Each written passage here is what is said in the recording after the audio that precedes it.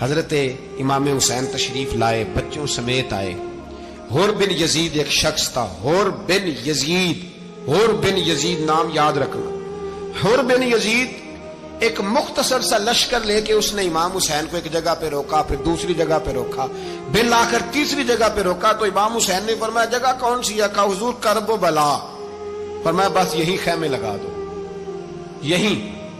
حضرت سیدہ زینب نے پوچھا امام حسین سے کہ سارے زمانے نے روکا ہے، ٹھیک ہے آپ حق پہ ہیں، یہ بھی سب نے کہا ہے آپ حق پہ ہیں، پر روکا بھی سب نے، آپ روکے کیوں نہیں؟ تو ابن کثیر اور ابن اسیر لکھتے ہیں کہ امام حسین رو پڑے، کہنے لگے بہن میں رک جاتا پر میں نے رات کو نانا مصطفیٰ کو خواب میں دیکھا ہے۔ تو حضور نے فرمایا حسین اگر آج یہ رواج پڑ گیا نا یزید جیسے لوگوں کا تو قیامت تک پڑا رہے گا، پھر لوگ کہیں گے کوئی نکلا نہیں تھا تو ہمیں بھی نکلنا، پھر لوگ ظالموں کے سامنے گردنیں جھکانے کے عادی ہو جائیں۔ میں کہتا رہتا ہوں، کہہ رہا ہوں، کربلا کی جنگ کفر اسلام کی جنگ نہیں، کفر اسلام کی جنگ نہیں کربلا کی، کیونکہ یزید تو بڑا پکا نمازی تھا، خطبہ دیتا تھا وہ تو۔ جب امام حسین رضی اللہ تعالیٰ عنہ نے کربلا کے میدان میں جمعے کا دن تھا تو یزید کے سامنے کو بات کرنی شروع کی، عمر بن سعد کے سامنے، تو عمر بن سعد کہنے لگا حسین زیادہ باتیں نہ کر، ہمارا جمعہ لیٹ ہو رہا ہے، جنگ کے لیے تیار ہو، فٹافٹ آ۔ اہل بیت نبوت کو قتل کریں گے اور قتل کے بعد پھر نماز پڑھیں گے اور پھر کہیں گے اللہم صلی علی محمد وعلی آل محمد، اسی نماز میں پھر درود بھی پڑھیں گے۔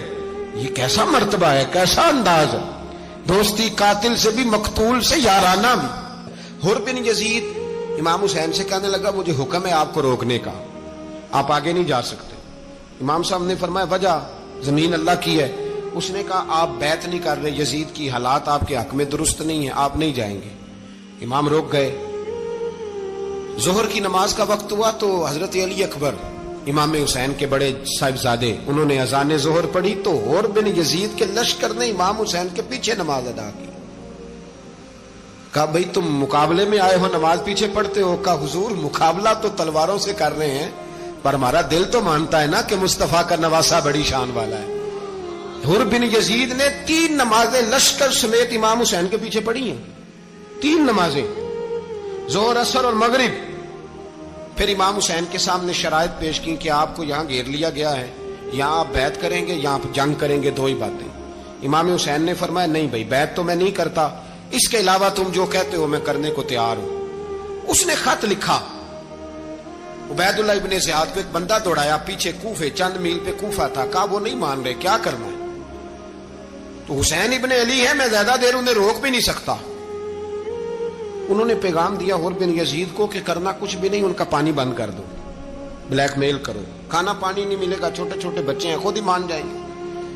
حضرت امام علی مقام کے بارے میں حر کے پاس جب یہ پیغام آیا تو حر کہنے لگا میری طبیعت نہیں مانتی حسین پر پانی بند کروں، دل نہیں مانتا۔ جب یہ لفظ کہے نا دوبارہ تو پھر عبید اللہ ابن زیاد نے عمر بن سعد کو 10,000 آدمی دے کے بھیجا، کہا حر بن یزید لچک دکھا رہا ہے حسین کے حق میں۔ ایک رے کا علاقہ تھا، بڑی وہاں فصل ہوتی تھی، لوگ کوشش کرتے تھے وہاں کا گورنر بننے کی، کوشش کرتے تھے۔ تو عبید اللہ ابن زیاد کہنے لگا تمہیں رے کی گورنری ملے گی، سب سے سرسبز و شاداب علاقہ، تمہیں وہاں کا گورنر بنایا جائے گا اگر حسین کے خلاف لڑو گے۔ یہ اتنی زبردست ہوتی ہیں گورنریاں کہ گورنریوں کے لیے لوگ نسل رسول کے خلاف بھی نکل آتے ہیں، یہ اتنی تگڑی ہوتی ہیں، اتنی جلدی وفاداریاں بدلتی ہیں۔ امام حسین کو روک لیا گیا، عمر بن سعد نے روک لیا۔ 1 محرم کو امام آئے، 7 محرم تا روکا گیا، 7 محرم کو پانی بند کر دیا۔ جانور پانی پیتے تھے، گھوڑے پیتے تھے، کتے پیتے تھے، لیکن مصطفیٰ کے گھرانے کو پانی پینے کی اجازت 3 دن تک پانی بند رہا۔ 9 محرم کو عمر بن سعد نے اور لوگ بلائے۔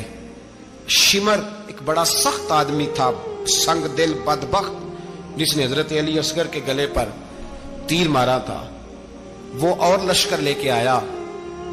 رات کو کہنے لگا امام حسین رضی اللہ تعالیٰ عنہ سے کہ بس بڑا ہو گیا، یہ 9-10 محرم کی درمیانی رات، یا آپ جنگ کریں گے یا آپ بیعت کریں گے، 2 ہی باتیں۔